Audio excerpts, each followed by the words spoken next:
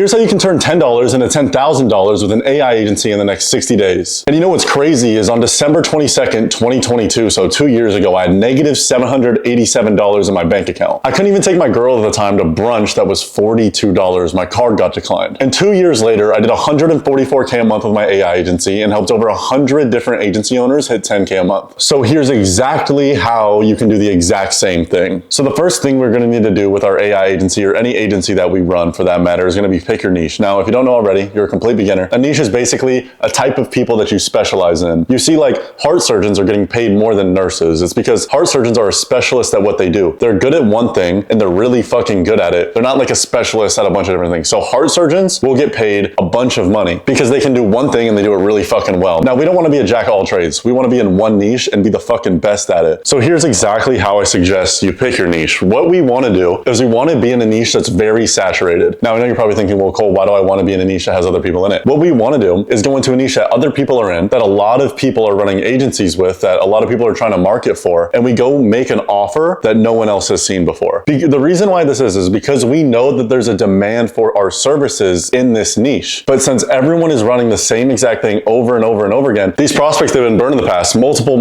times by other agencies, marketing agencies, AI agencies, or anything like that. So we go, like I said, implement an offer that no one has ever seen before, and we go do something that no one has ever done. An example of this would be like Airbnb, right? When Airbnb, and I use this example a lot because it's so good, but Airbnb went into one of the most competitive spaces there was, hotels, right? They're competing with Marriott, they're competing with a bunch of fucking big conglomerates that literally have billions and billions of dollars. How did they expect to win, right? No one would give them funding and they had no money, but somehow they collected $1 billion, yes, with a B, in the first 2 years of starting business. Now, the reason was because they went into this red ocean niche, right? A niche that is saturated and that is proven, and they made a blue ocean offer in it, which is like, okay, you're gonna be able to basically have a house instead of a hotel. And what we can do is we can implement an AI chatbot, and this is just like a few different AI components we can run in our offer. This is a small one named CloseBot, and it's basically a conversational AI that can help our clients book more appointments. Now, when it comes to actually picking the specific niche that we want to run that is saturated, there's a few different questions I have. So number one, what do you know, right? Do you know any niches? Like, is your dad a chiropractor, or is your dad in the solar industry? So some reason you know a lot about solar panels. Let's say your brother's a dentist and you can go do the service for free for him first. That's how I would suggest you start. But let's say you're starting from scratch, you have no connections, you don't know what you're doing at all, and you don't know any niche, right? Where I would go from there is who has money, right? All we want is a niche that has money, because obviously we want to make money. That's the reason why we're doing this. So we want to get paid, and we don't want clients that are penny pinchers. And then also we want to ask who is easy to find, because one, we want someone who has money, like I said, and two, we want to be able to find that person relatively easily on the internet. So a few examples of like red ocean niches, so the niches that are saturated and that I would suggest going into: remodeling, private equity, info products, so like coaches, consultants, people like that; home service, so like solar, roofing, HVAC; general contractors, which is a part of home service, but it would just be like a contractor, like a concrete contractor, or anyone who does any type of contracting for homes. Other than that, e-commerce, dentists, med spas, wheels and tires, this is a random one, and car dealerships. There's so fucking many you can do. I'm not gonna sit here and tell you these are the only ones, but I can say like gyms is another one. I can say you can look at this list and probably just pick one. The most important thing is you're not sitting and doing this for fucking ages. I took